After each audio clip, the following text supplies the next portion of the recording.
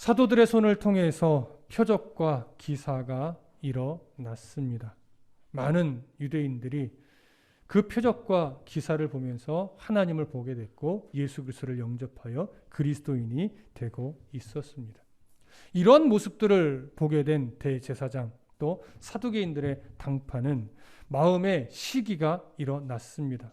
왜냐하면 우리가 잘 알고 있다시피 사두개인들이 주장하는 바와 사도들이 전하는 복음의 내용은 분명한 충돌이 있기 때문에 그렇습니다. 그래서 사도들이 전하는 복음으로 인해 많은 이들이 그들 편에 서게 된다면 사두개인들은 자신들이 지금까지 소유하고 누리고 있는 기득권에 해가 해롭게 되고 큰 나쁜 영향을 미친다고 이들은 그 상황을 그렇게 해석해버렸기 때문입니다. 그래서 더 이상 주의 이름으로 아무것도 가르치지 못하게 하려고 그들은 이 사도들을 붙잡아서 감옥에 가두었습니다.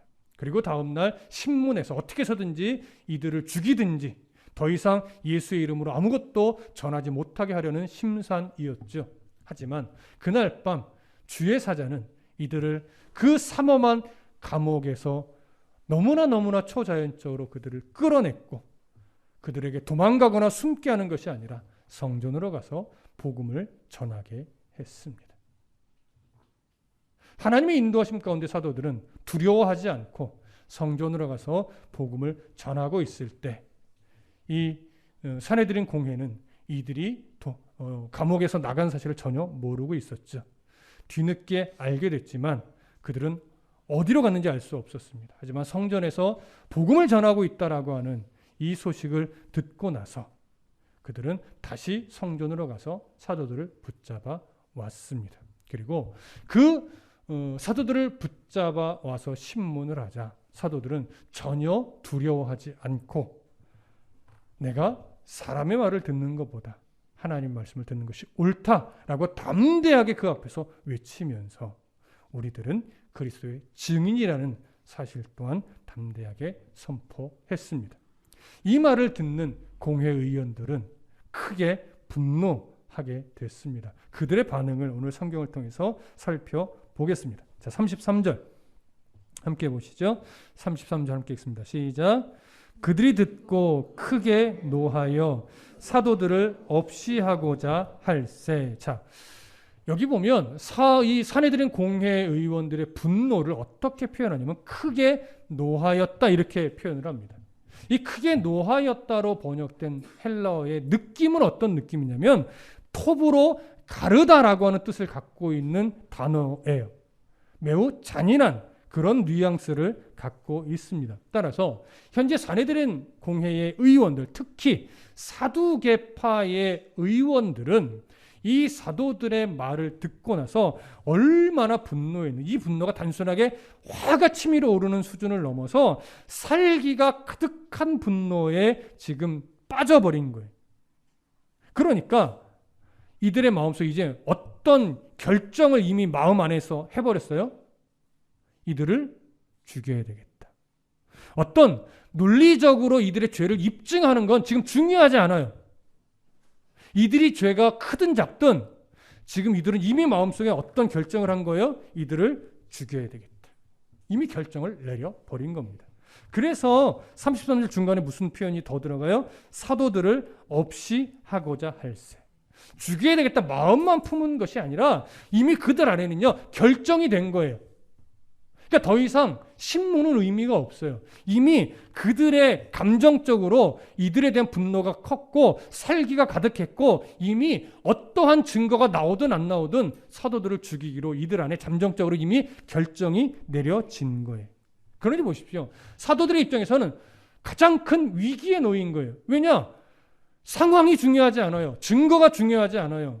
왜 그랬는지도 중요하지 않아요. 이들의 감정은 이미 그 안에서 폭발을 했고 어떻게 해서든지 죽이기로 결심을 한 상태이기 때문에 그 누구의 말도 소용이 없습니다. 무조건 죽는 것과 똑같은 상황이 일어난 거예요. 일촉즉발의 상황이죠. 그런데 놀랍게도 이 위기의 상황에 공회 의원 중에 바리새파에 속한 한 사람이 일어나서 이 상황을 막아섭니다. 그 사람이 누구냐? 다음 절에서 나오는데 33절, 35절을 함께 읽겠습니다. 34절, 35절 함께 읽습니다. 시작. 바리새인 가말리엘은 율법 교사로 모든 백성에게 존경을 받는 자라. 공회 중에 일어나 명하여 사도들을 잠깐 밖에 나가게 하고 말하되 이스라엘 사람들아 너희가 이 사람들에게 대하여 어떻게 하려는지 조심하라. 자, 사도들을 죽이려고 이미 마음의 결정을 내린 공회의 의원들 앞에서 당당하게 일어나서 사도들을 먼저 나가게 하고 나서 이들에게 함부로 대하지 말자. 다시 말하면 이들을 가볍게 죽이려고 하는 생각은 옳지 않다라고 말한 자가 누구냐? 바리새파에 속한 가말리엘이라고 합니다. 이런 가말리엘은 우리가 가장 먼저 누구의 스승으로 알고 있어요?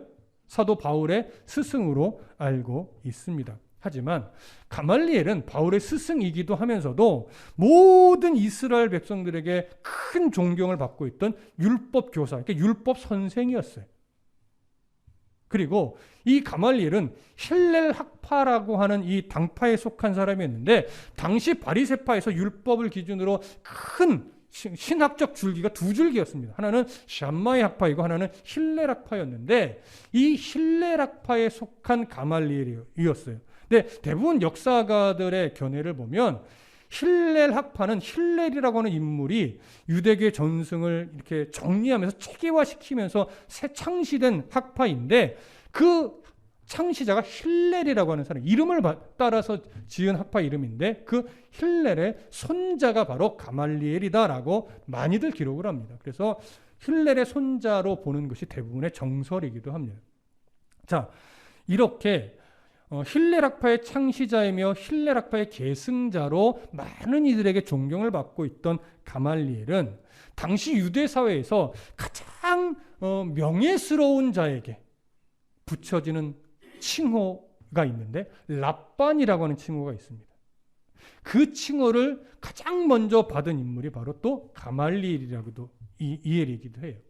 가말리엘 이후에 보편적으로 보면 한 6명 정도가 랍반이라고 하는 이 명예스러운 칭호를 받았다고 하는데 이스라엘 사회에서 랍반이라고 불려졌다는 얘기는 모든 유대인들의 어른이요, 모든 유대인들의 선생이요, 모든 유대인들의 존경을 한 몸에 받고 있는 인물이라는 의미와도 동일합니다. 그래서 유대 사회에서 당시에 어떤 말들이 이제 돌았냐면 참된 히브리주의의 위대한 교훈으로 교육을 받고 싶으면 가말리엘 밑으로 가야 한다. 이런 이야기가 유대 사회 가운데 있을 정도였어요. 그리고 가말리엘이 이제 후에 죽고 난 이후에 유대 사회에서 또 이제 어떤 말까지 등장을 하냐면 가말리엘의 죽음을 일컬어 이 토라의 영광이 중단되었고 순결과 거룩이 죽은 것이다. 이렇게 표현되기도 했을 정도였습니다. 그만큼 가말리엘은 유대 사회에서 최고의 석학이었고 백성들에게 가장 큰 존경을 받았던 그런 인물이었습니다. 그러니 이런 인물이 사내들인 공회의 의원으로서 영향력이 있었을까요? 없었을까요? 당연히 영향력이 있었습니다.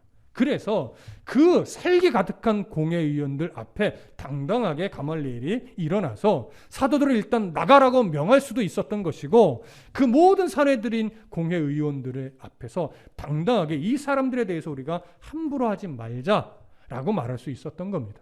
아마도 영향력이 없던 사람이었으면 완전히 무시당했을 것이고 당장 그 말 그치라고 많은 사람들의 비난을 받았을 수도 있을 텐데 지금 가말리엘의 이 한마디에 그 사내들인 공회의 70여 명의 사람들이 다 경청을 하고 있는 이 상황이 된 겁니다.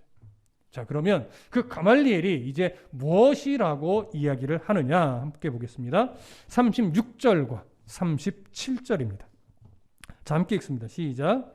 이전에 드다가 일어나 스스로 선전하며 사람이 약 400명이나 따르더니 그가 죽임을 당함에 따르던 모든 사람들이 흩어졌고 그 후에 호적할 때에 갈릴리의 유다가 일어나 백성을 꾀어 따르게 하다가 그도 망한즉 따르던 모든 사람들이 흩어졌느니라. 자, 가말리엘은요 두 사람을 좀 예로 들면서 이야기를 하는데 이 두 사람은 당시에 백성들을 막 선동해서 무리를 일으키면서 문제가 됐던 사람들이에요. 근데 우리가 여러분 제가 종종 말씀드렸듯이 당시 로마 제국 시대에서 속국의 나라의 자치권들을 대부분 이제 많이 이 로마 제국은 인정을 해줬는데 가장 예민하게 봤던 것이 뭐냐면 밀란이었어요. 밀란을 가장 싫어했어요. 그래서 밀란의 조짐만 일어나면 그냥 로마 군사들을 보내서 바로바로 해산시키고 처리하던 것이 당시의 로마 사회였어요. 그래서 지금 이때도 두 사람이 대표적으로 밀란을 일으키면서 문제화됐다가 로마에 의해서 정리가 됐던 사건이 있었는데 그중에 대표적으로 첫 번째 인물을 드다라는 인물을 이야기를 합니다. 드다는 요세푸스라고 하는 유대 역사학자의 기록에 의하면 자신을 자칭 정치적인 구세주로 많은 사람들 앞에서 떠벌렸어요. 그래서 온갖 마술을 막 동원해서 많은 사람들을 현혹했지요. 그래서 그들을 자신의 세력으로 막 현혹한 다음에 막 밀란을 일으켰던, 무장봉기를 꾀했던 거예요. 그래서 이 사람을 대표적으로 따르던 무리가 한 400명 됐다라고 오늘 누가가 기록을 하고 있는데 이런 작은 소요마저도 허락할 수 없었던 로마는요, 총독이었던 파두스를 보냅니다. 이 소요를 진압하기 위해서. 그래서 이 소요를 진압하면서 드다를 참수형을 시켜버렸는데 드다가 참수형을 당하자 따르던 모든 무리들이 흔적도 없이 사라지면서 이 밀란이 그냥 정리가 돼버렸어요. 두 번째는 갈릴리 사람 유다라고 하는 인물인데 이 유다는 열심당원이었던 사람이에요. 굉장히 좀 민족을 위해서 앞장서는 그런 사람이었는데 이 사람이 동족들에게 무엇이라고 말했냐면 만일 유대인들이 계속해서 로마에 세금을 바친다면 그들은 모두 겁쟁이다. 우리는 유대인인데 왜 로마에 계속해서 세금을 내느냐라고 하면서 로마에 세금을 내지 말 것을 계속 선동하며 다니고 그렇게 모여든 사람과 함께 막 밀란을 일으켰던 거예요. 어떻게 보면 유대인들의 입장에서는 독립투사격에 해당이 되는 사람이죠. 이런 소요가 일어나자 결국 로마는 또 군사들을 보내서 아예 진압을 확실하게 해버렸습니다. 그러면서 이 유다가 죽임을 당하자 또 밀란의 이 소유 동요하면서 함께 막 외치던 자들이 또 소리 소문 없이 다 흩어져 버렸어요. 가말리엘은 이런 역사를 근거로 해서 이 사도들의 행위를 이제 산헤드린 공회의원들에게 이야기를 합니다. 자, 그 부분은 38절과 39절입니다. 자, 함께 읽겠습니다. 38절, 39절 시작. 이제 내가 너희에게 말하노니 이 사람들을 상관하지 말고 버려두라. 이 사상과 이 소행이 사람으로부터 났으면 무너질 것이요 만일 하나님께로부터 났으면 너희가 무너뜨릴 수 없겠고 도리어 하나님을 대적하는 자가 될까 하노라 하니. 자, 이 두 역사를 이야기를 하고 나서 가말리엘이 이 사도들과 어떻게 연결을 하냐면 이들이 전하고 있는 사상, 이들이 전하고 있는 소행들이 만일 이 드다나 유다처럼 사람으로부터 난 일이라면 분명 얼마 지나지 않아서 다 사라질 거다. 그러니 너희들 이들에게 지금 함부로 대하지 말고 그냥 두자. 그렇지만 만일 이 사도들이 행하던 일들이 하나님께로부터 난 일이라면 우리가 아무리 막으려 해도 막을 수 없을 것이고 혹여나 우리가 하나님을 대적하는 자가 될 수도 있으니 이들의 행위를 하나님이 어떻게 보시는지 좀 지켜보자, 놔둬보자 이 얘기를 하는 거예요. 자, 너무나 정확한 지적이었죠. 율법을 근거로 봐도 전혀 문제가 있는 해석이 아니었어요. 여러분, 우리가 사도들의 이 표적과 기사를 일으킨 사건들, 또 병을 고치고 귀신을 쫓아내는 사건들, 그리고 주의 사자로 인해서 이 사도들이 감옥에서 나올 수 있었던 이 사건들을 정리하면서 이것은 사도들이 얼마나 큰 능력을 발휘했는가 이걸 보여주는 내용이 아니라고 말씀드렸습니다. 이들을 통하여 구원의 역사, 복음의 확장을 일으켜 가기를 작정하셨던 하나님의 그 행하시는 일은 그 어떤 세력도 그 누구도 막을 수 없음을 보여주는 사건으로 우리는 정리를 했었습니다. 그래서 사도들에게 주목할 것이 아니라 이 사도들을 이렇게 사용하고 계시는 하나님께 주목하는 것이 옳다라고 우리가 이야기를 나눴죠. 가말리엘도 지금 이들이 행하는 일을 보면서 율법을 기준으로 정말 하나님이 하신 일은 아닐까라고 아주 객관적으로 보고 있었던 거예요. 그렇다고 해서 가말리엘이 지금 예수 그리스도에 대한 믿음이 있었다라고 하는 의미는 아닙니다. 그는 분명하게 힐레락파에 속한 사람으로서 실천주의적인 도덕성을 강조하던 인물이었고 율법에 대해서는 그는 매우 온건하고 중립적인 입장을 가지던 자였어요. 그렇기 때문에 아무리 이 공회가 이 그리스도인들을 싫어한다고 해도 모세의 율법을 바르게 적용하지 않고 함부로 사람을 죽이는 것은 옳지 않다라고 여겼던 거. 이것이 옳은 거죠. 그래서 사도들을 통해서 일어난 일들을 우리 쉽게 생각하지 말자.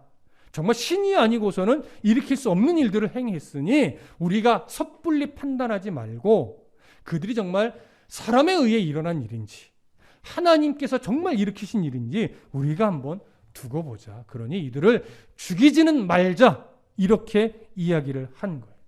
너무나 놀랍지 않습니까? 역사적인 기록에 보면 가말리엘은요, 이후에 산헤드린 공회의 의장 역할까지도 감당을 했었고 그의 말년에는 기독교로 개종했다라고 하는 기록도 있습니다. 우리가 단정해서 가말리엘이 예수를 믿었다라고 말하기는 좀 어렵지만 이런 역사적인 근거와 가말리엘의 성향을 바라볼 때 아마도 그가 최소한 말년에 예수 그리스도를 믿는 그리스도인이 되었다라고 볼 만한 개연성은 충분히 있다라고 보고 저 또한 가말리엘의 기독교인이 되지 않았을까? 이렇게 생각을 합니다. 자, 이제 가말리엘의 이 말에 공회원들이 어떻게 반응했는지를 좀 보겠습니다. 40절 함께 읽겠습니다. 시작. 그들이 옳게 여겨 사도들을 불러들여 채찍질하며 예수의 이름으로 말하는 것을 금하고 놓으니. 자, 공회원들이 가말리엘의 주장에 어떻게 했대요? 옳게 여겼대요. 이 말은 가말리엘의 주장에 설득이 된 것이고 그가 말한 것에 동의했다라고 하는 거예요. 그러니까 동의했다라고 하는 건 뭐예요? 결국 사도들의 이 행위들이 사람에 의한 것일 수도 있고 하나님에 의한 것일 수도 있다라고 하는 두 가지 가정을 다 인정한 거예요. 그러니까 한편으로는 뭐예요? 분명히 이들도 사도들의 소행이 하나님으로부터 온 것일 수도 있다라고 하는 사실을 인정한 것과 똑같은 거죠. 자, 그렇다면 사도들의 행위가 하나님으로부터 온 것일 수도 있다라고 하는 전제가 이미 이제 생겼다면 사도들은 이 산헤드린 공회 의원들은 사도들을 그냥 내보내도 되는 거예요. 그냥 경고만 하고 내보내도 충분한 거예요. 그런데 성경은 공회 의원들이 사도들을 그냥 내보냈다고 기록하지 않아요. 어떻게 했대요? 오늘 보니까 불러들여 채찍질하며 예수의 이름으로 말하는 것을 금하고 내보냈대요. 채찍질하고 그 다음에 경고하고 그러고서 내보낸 건데 여기서 말하는 채찍질은요, 신명기에 기록된 것처럼 아마도 단순하게 몇 대 때리는 이런 매질이 아니라 40에 하나 감한 매를 맞은 것으로 여겨집니다. 사도 바울이 여러 차례 태형이라고 하는 표현으로 매를 맞았죠. 그것도 대부분 40에 하나 감한 매로 보고 있는데 이 매는요, 사람을 죽이는 매는 아니에요. 그러나 죽기 직전까지 피 흘리게 만들 수 있는 아주 무서운 채찍질이면 분명해요. 그렇다고 해서 또 이 채찍 자체가 로마의 그 무시무시한 채찍질과는 좀 다른 것으로 봅니다. 송아지 가죽으로 만든 채찍으로 등이나 이 앞에 가슴을 때리는 채찍으로서 이것 또한 가볍게 여길 수 있는 채찍은 전혀 아니었죠. 이렇게 무서운 채찍질, 굳이 왜 하나님으로부터 온 일일 수도 있다라고 인정했으면서 왜 굳이 이렇게 매질까지 해서 40에 하나 감한 매 이렇게 무서운 채찍질을 하고 나서 경고를 하고 내보낸 걸까요? 굳이 이렇게 때릴 이유가 있었을까요? 아마도 이 산헤드린 공회는요, 분노가 가라앉은 건 아닐 거예요. 그래서 사도들의 소행이 혹여나 진짜 하나님으로부터 온 것이라 하더라도 자신들은 절대 자신들이 가지고 있는 기득권을 빼앗길 수 없다라고 여겼기 때문에, 그래서 혹여나 하나님으로부터 온 소행이라 할지라도 일단은 매질을 하고 내보낸 것으로 여겨집니다. 여러분이 아시다시피 이 산헤드린 공회의 의원들은 다 철저하게 어떻게 보면 하나님의 이름으로 먹고 사는 자들이, 하나님의 이름을 빌미로 하여 모든 권세를 얻었고 기득권도 얻은 자들이에요. 그런데 이들은 절대로 이 기득권, 이 권세를 빼앗길 수 없다라고 여기고 살아가고 있는 자들이에요. 하다못해 잘 들어보세요. 이들은요, 이 기득권, 이 권세 하나님에게도 빼앗기기 싫어했을 거예요. 이게 무슨 의미인지 아십니까? 이들은 하나님에게조차 이 기득권을 뺏길 수 없다라고 여기며 살았을 것이고, 하나님에게조차 이 권세를 절대 뺏길 수 없다라고 여기며 살았을 겁니다.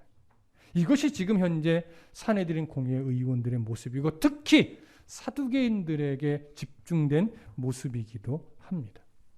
그런데 이 모습이 지금 보면 참 어처구니 없어. 자기들이 얼마나 대단하다고 하나님에게도 이걸 빼앗기기 싫어해 이렇게 말할 수 있겠지만, 이게 오늘 우리 안에도 있는 모습이에요. 목회자의 시선에서도 이런 모습은 아닌 것 같으면서도 있어요. 이런 교회는 사람을 통해 누가 세워가시는 거예요? 하나님이 세워가는 거예요. 성도들을 통해 세우고 목회자를 통해 세우는 거예요. 그런데 때로는 그렇게 세워진 교회를 목회자는 하나님이 세우신 교회에 의해, 하나님에 의해 움직이는 교회로 만들어가는 것이 아니라 목회자의 왕국으로 만들어버리는 경우도 종종 우리는 보게 되죠. 그래서 안타까운 거잖아요. 그래서 속상한 거잖아요. 하나님이 세우신 교회는 하나님을 기뻐하고 하나님을 보게 하고 하나님의 뜻에 움직이고 하나님의 나라를 소망하며 성도들이 살아가게 해야 되는데, 이것이 어느 순간 목회자의 교회로 바뀌어가면서 하나님의 이름을 이야기는 하지만 결국 목회자를 보게 만들고 목회자에 의해 움직이고 목회자를 높이게 만들고, 이런 식의 목회자의 왕국이 되어버리는 경우도 종종 있어요. 우리가 경계해야 될 것이 바로 이거예요. 철저하게 하나님을 보여주고 하나님의 뜻을 전하고 하나님 말씀 안에서 살아가는 그런 교회로 만들어가야 되는데, 교회가 점차 왕국이 될 수도 있다라고 하는 위험성, 우리는 항상 경각심을 가져야 됩니다. 그렇게 되지 않도록 경계해야 됩니다. 교회 건물 여러분 중요하지 않습니다. 중요한 건 뭐예요? 하나님을 드러내느냐, 하나님을 보여주느냐, 하나님의 뜻대로 우리가 살아가고 있느냐, 이것이 가장 중요합니다. 그런데 우리들의 교만이, 우리들의 욕심이, 우리들의 탐심이 교회를 하나님이 기뻐하는 공간으로 만드는 것이 아니라 왕국처럼 만들 위기가 많은 거지. 우리는 그러지 마십시다. 곳곳에 그러지 않으려고 몸부림치는 교회 참 많습니다. 그래서 우리도 늘 경계하고, 그래서 우리도 왕국 만들지 않으려고 늘 노력해야 하는 겁니다. 기억하시죠? 함께 왕국이 아니라 하나님이 기뻐하는 공동체를 만들어 가십시다. 41절 42절 함께 읽습니다. 41절 42절 시작. 사도들은 그 이름을 위하여 능력받는 일에 합당한 자로 여기심을 기뻐하면서 공회 앞을 떠나니라. 그들이 날마다 성전에 있든지 집에 있든지 예수는 그리스도라고 가르치기와 전도하기를 그치지 아니하니라. 자, 공회는 이렇게 무서운 채찍질을 가하고 또 예수의 이름으로 아무것도 이제 말하지 말라라고 엄히 무섭게 경고한 이후에 내보내면서, 아마도 그들의 기대 속에는 이제 이 사도들이 이로 인해 수치심을 느끼고 두려움을 느껴서 점차 복음 전하기를 그치고 사실 와해되겠지, 이렇게 여겼을 것이고 이렇게 되기를 기대했을 겁니다. 하지만 그 혹독한 매질을 당하고 나아가는 이 사도들의 모습은 공회의 기대와는 전혀 달리 오히려 기뻐하면서 공회 앞을 떠났다라고 합니다. 여러분, 사도들이 이 고된 매질을 받고 나서 어떻게 기뻐하면서 떠날 수 있었을까요? 여러분, 우리가 여기서 조심할 것은 사도들의 이 기쁨 안에는요, 지금 우리가 매질을 당했지만 언젠가 하나님으로 인해 우리가 그들보다 더 높은 위치에서 기득권을 차지하고 나중에 그들 앞에서 멋지게 웃을 날이 올 것이다. 최후에 웃는 자가 정말 진정한 승리자다. 이런 식의 이해를 가지고 기뻐했던 것 아니라는 것, 우리가 이걸 잘 아셔야 됩니다. 만일 사도들이 이러한 이해를 가지고 기뻐했다면 사내들인 공회 의원들이나 지금 사도들이나 별반 다를 것이 없지요. 사도들이 왜 기뻐했느냐? 성경은 이렇게 말을 합니다. 그 이름을 위하여 능력받는 일에 합당한 자로 여기심을 기뻐하면서 공회를 떠났다라고 해요. 이 말은 뭐냐면 우리가 예수의 이름을 위해서 능욕을 받을 수 있는 자격자로 하나님이 인정해 주셨구나. 이 사실로 인해 기뻐한 것이고, 사도들은 이 채찍을 맞으면서 결국 누구를 생각했을까요? 내 죄를 위해서 기꺼이 고난받으신 예수 그리스도, 그분이 맞으신 채찍질을 기억했겠죠. 그래서 채찍질을 당하면서 우리도 지금 예수님이 복음을 위해, 구원을 위해 가신 그 길을 나도 따라가고 있구나, 이 사실 때문에 기뻐했던 거예요. 그래서 기뻐하며 공회를 떠날 수 있었던 것이죠. 그렇기 때문에 공회, 이 40에 한한 그 혹독한 매질을 당한 이후에 공회를 나오는 이 사도들의 발걸음은요, 매질에 지친 패배자의 걸음이 아니었어요. 오히려 공회의 매질에도 불구하고 불타는 하늘의 소망으로 복음을 위해 전진하는 승리자의 발걸음이었어요. 여러분, 이 승리자의 발걸음이었다라고 하는 것이 얼마나 중요하냐면, 사도들은요, 공회에 붙잡힌 상황, 매질을 당하는 상황, 절대 앞으로 예수의 이름으로 아무것도 말하지 말라라고 무섭게 협박하는 공회원들의 그 살기 어린 협박, 이것을 보지 않았어요. 그것을 봤으면 무서웠을 것이고, 그것을 봤으면 억울했을 것이고, 그것을 봤으면 내가 왜 꼭 이렇게 살아야 돼라고 불평했을 거예요.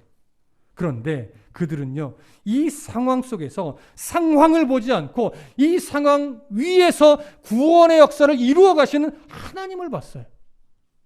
그러면서 궁극적인 종착지에 있는 하나님의 나라를 봤어요. 그래서 이들이 그 무서운 상황 속에서도 기뻐하며 공회를 떠날 수 있었던 겁니다. 여러분, 한 가지 더 생각해 보십시오. 사도들이요, 이렇게 매질을 당하고 하나님의 나라를 소망하며 공회 앞을 나갈 때, 이제 오늘 이렇게 혹독하게 맞았으니 하나님이 이후에는 좀 더 편안한 삶으로 이끌어 가시겠지, 이렇게 기대했을까요? 아니요. 여러분, 사도들의 이후의 삶이요, 절대 더 편해지거나 더 평탄해지지 않았어요. 끊임없이 복음을 위해 전진했지만 그 곳곳에 끊임없이 위험이 있었고, 끊임없이 매질도 있었고, 그 끄트머리에는 뭐가 있었어요? 순교가 있었어요. 여러분, 그들의 죽음마저도 결코 쉽지 않았습니다. 하지만 그들이 죽는 순간에 자신의 지금까지 온 삶을 억울해했을까요? 또 기뻐했을까요? 기뻐했죠. 왜 이렇게 기뻐하며 고난 중에도 믿음을 지키며 죽는 순간에도 하나님 나라의 소망으로 밝게 빛난 모습으로 인생을, 이 땅에서 인생을 마무리 지을 수 있었을까요? 그들의 신앙이 깊어서? 그들의 결심이 대단해서? 여러분, 그거 아닙니다. 그들은요, 처음에 예수 그리스도와 함께 따를 때는 예수 그리스도를 등에 업고 뭐 하고 싶었던 자들이에요. 나 좌편에 설 거야, 나 우편에 있을 거야 라고 하면서 예수님이 이 세상의 정치적인 왕으로 등극해서 자신들도 한 자리 차지하고자 하는 욕심이 가득했던 사람들이에요. 그래서 예수님 십자가에 달려 죽으시자 결국 모든 실망과 절망감에 빠져서 어디로 가버려요? 고향으로 가버려요. 하지만 그들이 언제부터 이제 변화의 움직임을 시작합니까? 부활의 예수님을 만나면서. 그리고 성령 강림을 통해서 그동안 예수님이 가르쳐 주신 것들이 갖고 있는 진짜 의미가 무엇인지를 깊이 깨닫게 되면서, 그리고 그 깨달음을 가지고 복음을 위해 일어설 때 하나님이 어떻게 함께 하시는지를 경험하게 되면서 그들의 삶은 완전히 바뀌어서 이 땅에서의 안락함을 추구하는 인생이 아니라 하나님의 나라를 소망하며 기꺼이 내 삶을 내어 드릴 수 있는 인생으로 바뀐 거예요. 여러분, 이 땅에서의 삶은 길어야 100년이잖아요. 하나님 나라에서 삶은 영원이잖아요. 사도들은 그걸 보게 된 거예요. 그걸 확신하게 된 거예요. 이 땅에서의 길어야 100년을 편안하게 살 것이냐, 영원한 하나님 나라에서의 복된 삶을 지금 준비하며 그 나라의 삶을 살 것이냐.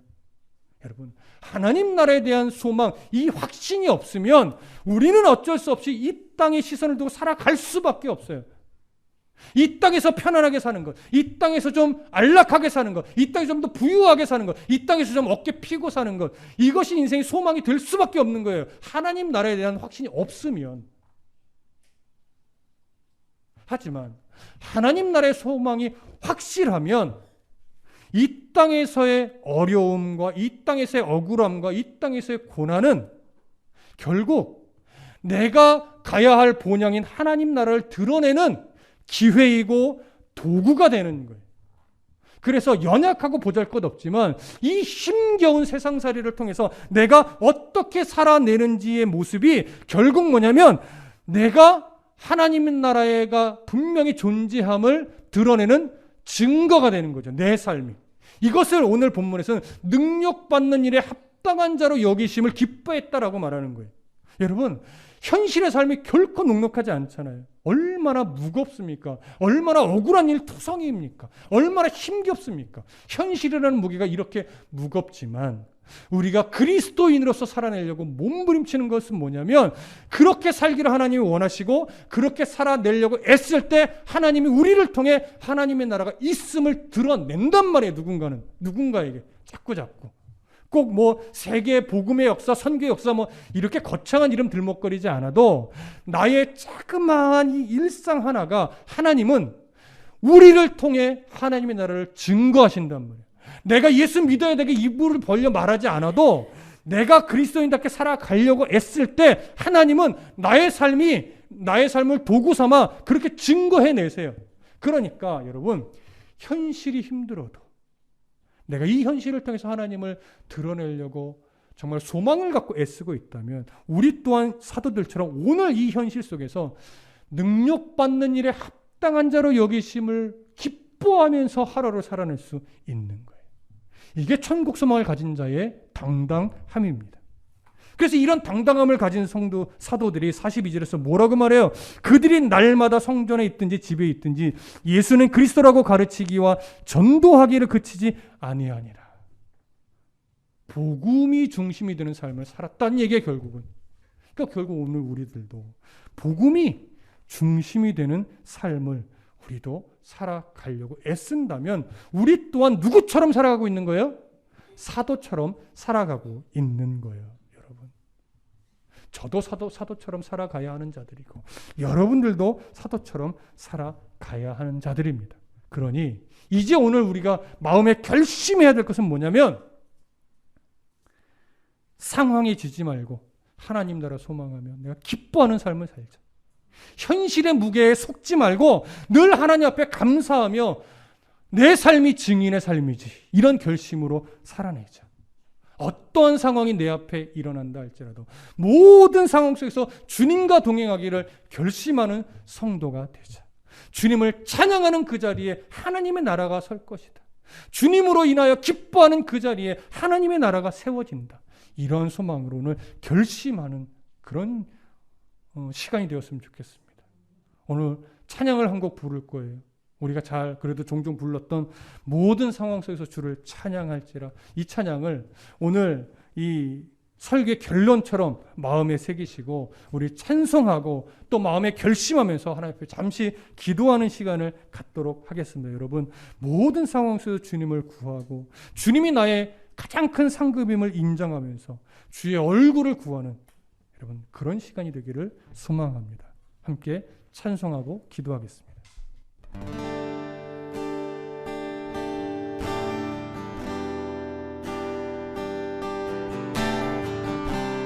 모든 상황 속에서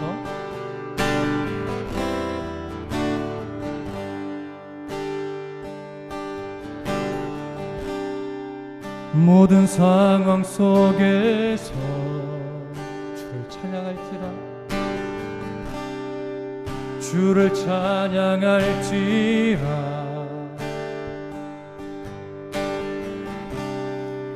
주는 너의 큰 상급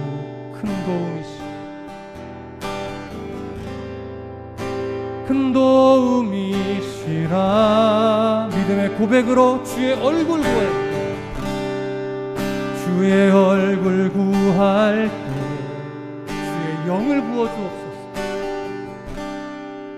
주의 영을 부으사 크신 그 주님의 사랑 안에서 크신 사랑 안에서 주님을 바라봅시다. 주를 보게 하소서. 주를 보게 하소서. 이제 결단을 내리며 찬송합니다. 내 영혼이 확정되고 확정되어 싸우니 믿음에 눈들어 주를 바라봅니다. 상황을 바라보지 않고 내 영혼이 확정되고 확정되어 싸우니 믿음에 눈들어 주를 바라보 한 번 더 고백할까요? 내 영혼이 확정되고 내 영혼이 확정되고 확정되어 싸우니 믿음에 눈들어 주를 바라봅니다.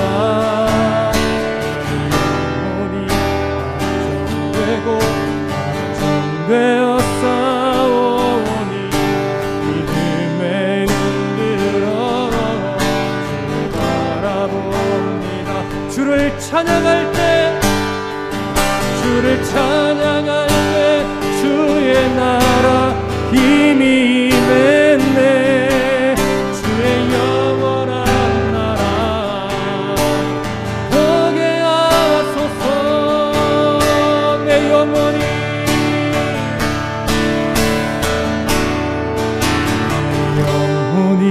확정되고 확정되어 싸우니 믿음에 눈들어 주를 바라봅니다. 내 영혼이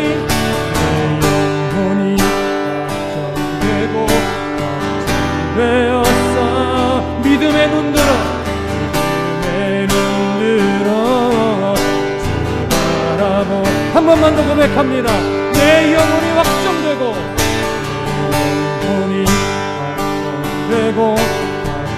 확정되어 싸우니 믿음에 눈들어 주를 바라봅니다. 내 영혼이 확정되고 확정되어 싸우니 믿음에 눈들어 주를 바라보 우리 이끄시는 대로 마음의 결심을 하며 기도합니다. 사도들의 모습처럼 상황과 현실을 바라보지 않고 우리를 하나님의 나라 역사 그 현장으로 이끌어가시는 하나님을 바라보게 하여 주시옵소서. 난 믿음의 눈을 들어 구원의 하나님, 지키시는 하나님, 인도하시는 하나님을 바라보고 오늘도 우리를 사용하여 주시고 우리의 삶이 주님 말씀 안에 뿌리를 내리며 찬송하여 우리가 가는 곳곳마다 하나님의 나라를 이루어가는 그러한 성도가 될 수 있도록 아버지 도와주시옵소서. 상황에 지지 않도록 현실에 속지 않도록 늘 말씀 위에 깨어있는 그 그러한 성도가 되기를 소망합니다. 하나님 붙잡아 주시옵소서. 주님만이 나의 큰 상급임을 오늘 또한 고백하며 주님만이 나의 동심임을 고백하오니 하나님 우리의 영혼을 붙잡아 주시옵소서. 어떤 상황 형편 속에서도 하나님 나라를 구하며 주의 백성으로 살아날 수 있도록 아버지 도와 주시옵소서. 감사합니다. 사랑과 은혜가 충만하신 하나님, 오늘도 기뻐하며 공회를 떠났던 능력받기에 합당한 자로 여기심을 받는 그 기쁨으로 공회 앞을 떠났던 사도들의 모습처럼 오늘 우리도 주님 앞에 우리의 마음을 내어 드립니다. 상황에 속지 않는 믿음, 현실에 지지 않는 믿음 되게 하시고 오늘도 내 영혼이 주님께로 내어드린다고 확정하고 고백하오니 우리를 붙잡아 주시옵소서. 모든 상황 속에서 주님만을 찬양하는 자가 되게 도와주시고 주님만이 우리의 상급임을 우리가 잊지 않고 주님의 도우심을 구하는 그러한 성도가 될 수 있도록 붙잡아 주시옵소서. 오늘도 그 주님과 동행하는 삶이 되기를 소망하옵고 사랑이 많으신 우리 주 예수 그리스도의 이름으로 기도했습니다. 아멘.